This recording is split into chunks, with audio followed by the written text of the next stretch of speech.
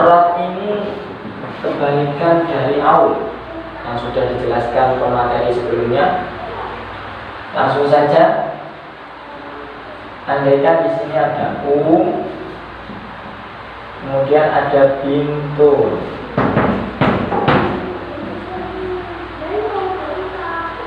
Nah, ini karena berkumpul dengan bintul mendapatkan bagian 1/6.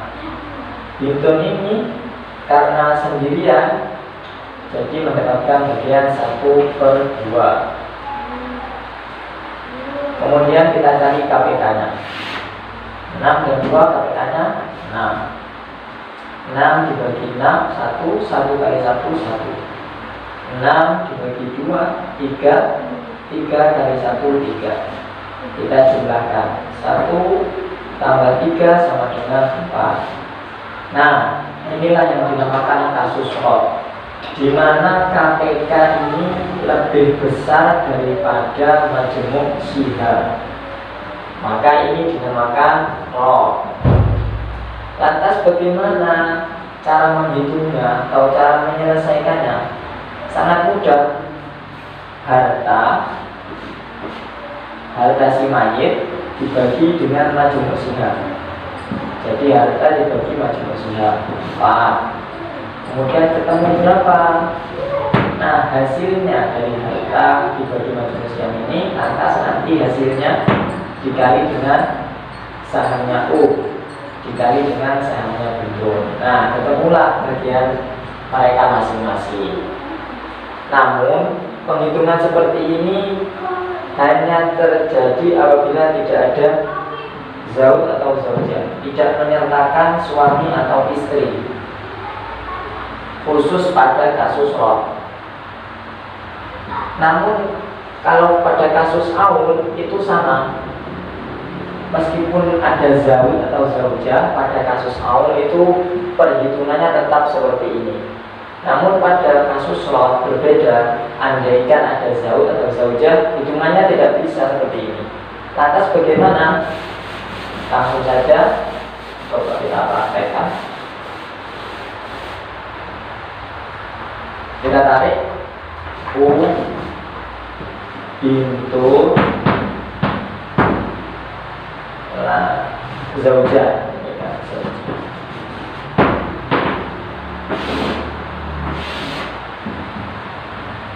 Sama 1/6, bintul sama 1/2.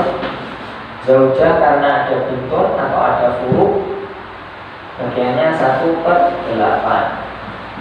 Kita cari KPK-nya. KPK-nya 6, 2, dan 8 adalah 24. 24 dibagi 6, 4. 4 kali 1, 4. 24 bagi 2, 12. 12 kali 1, 12. 24 bagi 8, 3. 3 kali 1, 3. Kita jumlahkan 4 tambah 12 tambah 3 sama dengan 19. Nah, sama kan? Di sini antara majemuk sihab dan KPK lebih besar KPK, sama yang kayak tadi. Nah, di sini terjadi rot dan juga ada zaujah. Berbeda dengan tadi hanya terjadi rot, namun di sini tidak ada zaujah. Andaikan ada zaujah, perhitungannya tidak bisa langsung harta si mayit dibagi dengan majemuk sihab, nggak bisa. Maka gimana caranya? Andaikan si mayit meninggalkan harta 24 juta. Nah, harta sini dibagi dengan KPK. Jadi baginya kepada zaujah ini baginya dengan KPK 24 juta dibagi 24 sama dengan 1 juta. Loh, kenapa kok pilih 24 juta sebagai harta peninggalan si mayit? Iya, karena saya biar nggak pusing-pusing. Jadi 1 juta. 1 juta ini kita kali saham masing-masing. Jadi 1 juta kali 3 sama dengan 3 juta. 1 juta kali 12 juta. 1 juta kali 4 juta. Kita jumlahkan 4 dan 12 3 sama dengan 19 juta. Nah, setelah itu kita minus, buatkan harta seluruhnya tadi yang ditinggalkan mayit itu 24 juta. Kemudian kita kurangi dengan 19 juta, ketemu 5 juta. Nah, di sini terjadi harta sisa. Jadi peninggalan semuanya itu ada sisa hartanya. Nah, dalam kasus ini pada intinya jangan sampai harta sisa ini terbagi juga dengan zaujah. Gak bisa harta sisa ini disamaratakan dibagi antara itu dan zaujah. Tidak bisa, karena zaujah di sini tidak berhak mendapatkan harta warisan atau tidak bisa menjadi asobar. Jadi 5 juta ini dibagi dan bintul. Gimana kita tarik? Misalnya berapa? 4. Misalnya bintul 12. Jumlahkan 4 tambah 12 sama dengan 16. Nah, harta sisanya tadi berapa? 5 juta. 5 juta dibagi 16 saham dan bintul sama dengan ketemu berapa? Hasilnya nanti dikali sama 4 dikali sama 12. Nah, ini caranya jika kasus not kemudian ada zaujahnya. Perhitungannya ini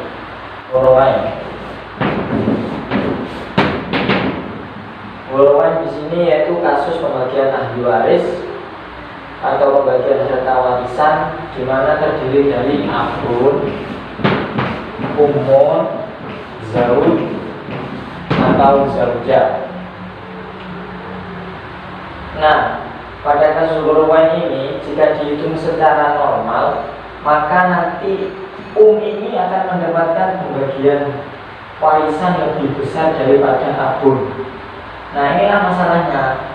Kenapa? Karena kita tahu bahwa secara perhitungan dasar ilmu faraid itu abun atau laki-laki seharusnya lebih banyak mendapatkan harta warisan daripada atau pihak perempuan.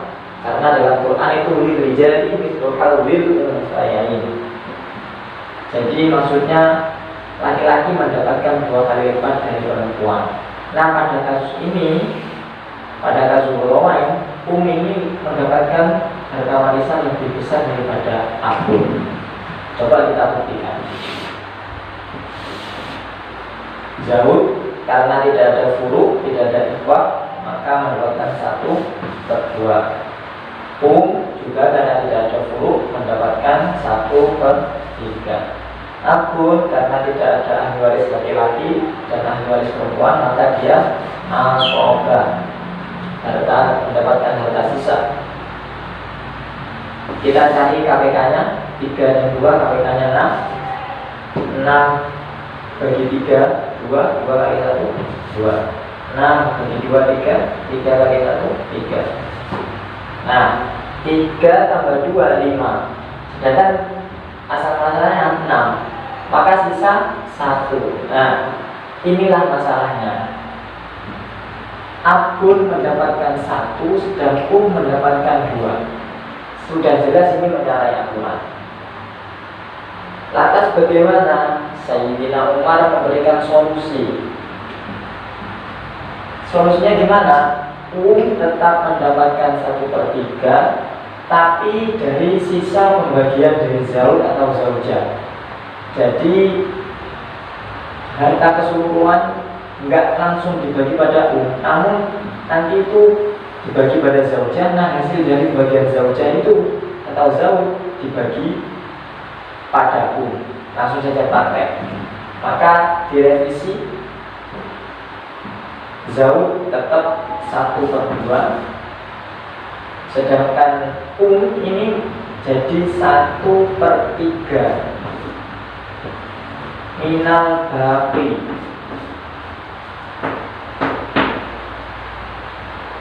Jadi tadi 1/3, tapi oleh Sayyidina Umar dikasih solusi tetap 1/3, namun jadi sisa zauj ini dari minal baqi, dari sisa abun tetap asobah. KPK-nya tetap ya 6 dibagi 2, 3 kali 1, 3.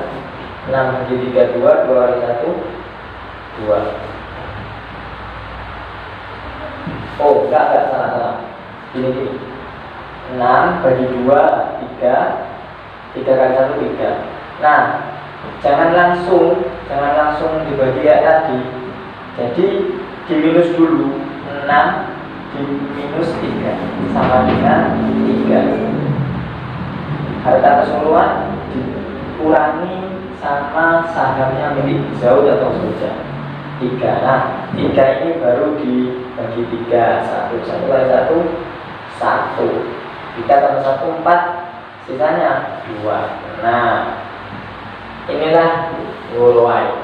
Jadi sudah tepat pembagiannya, tidak menyalahi aturan.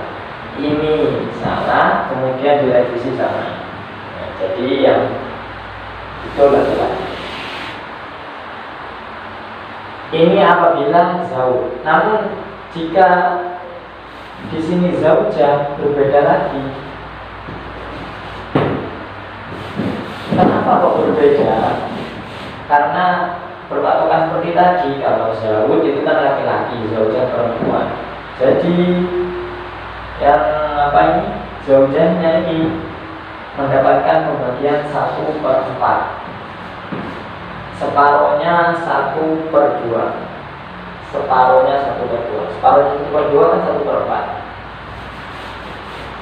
KPK-nya berapa antara 3 dan 4?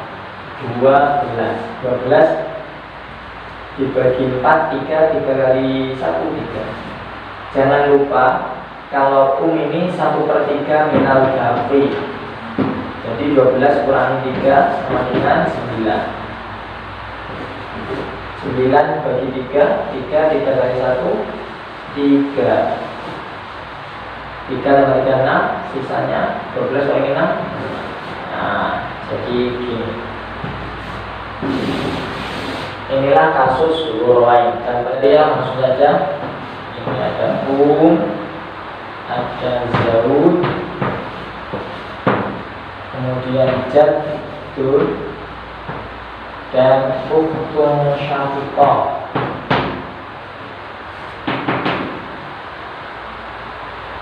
Di sini karena ada ikhwahnya 1 orang, jadi mendapatkan bagian 1/3.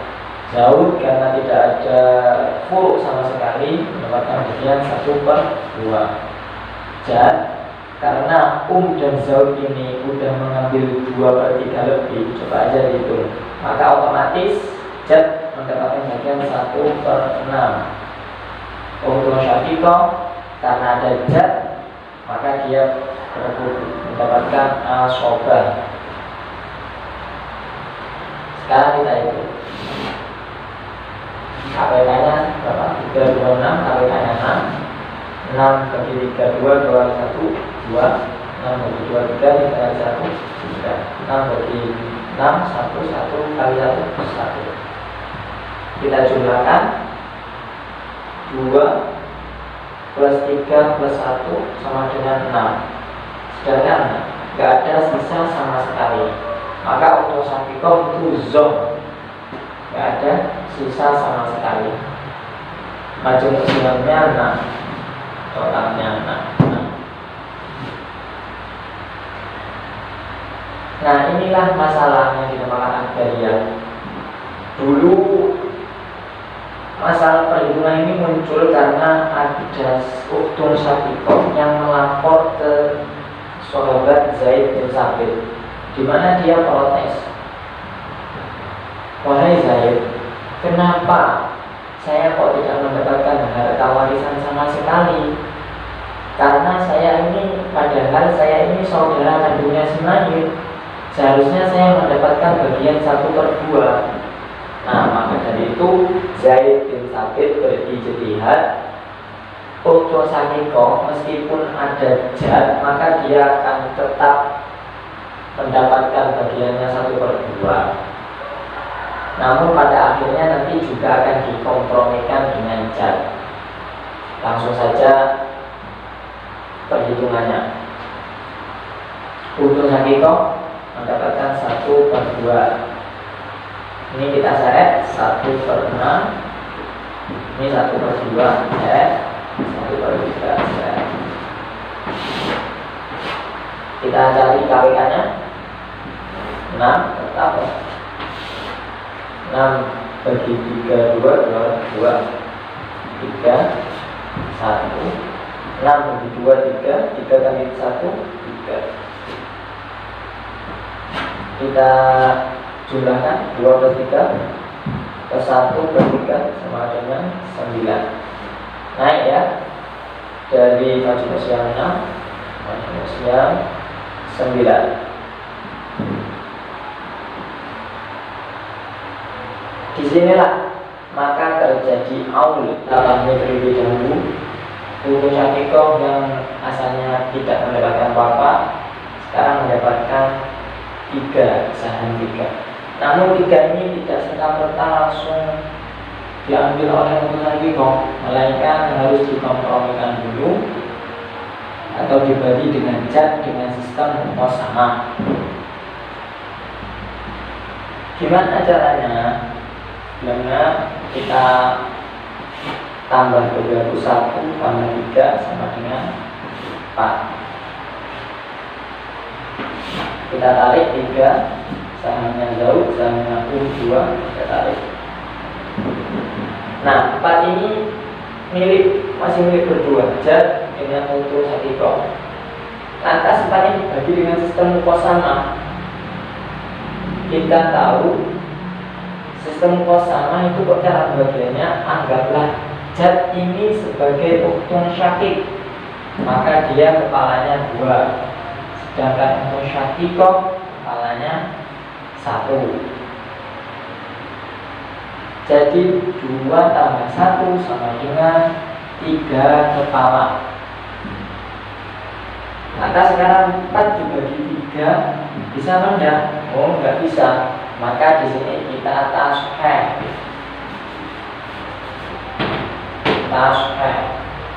Gimana caranya? 4 dikali kepala. Jadi 4 kali 3 sama dengan 12. Ini juga dikali 3 sama dengan 9. 2 kali 3 sama dengan 6. Majmusiannya juga dikali 3 sama dengan 27. Nah, dari sini 6, 9, 12, 27. Sekarang 12 ini dibagi kepalanya tadi sama dengan 4. Jumlah 12 bagi 3 sama dengan 4. 4 kali kepalanya saja sama dengan 8. Jadi jad mendapatkan saham 8. 12 sekarang Uktun Syakikoh 12 bagi 3, 4. 4 kali kepalanya Uktun 1 bagi 4. Ini tetap kita taruh 9, ini tetap 6. Nah, inilah saham yang diterima masing-masing ahli waris ini. Terus gimana cara baginya? Harta dibagi majmusiah 27, nanti hasilnya berapa dikali saham masing-masing, kali 6 kali 9 kali 8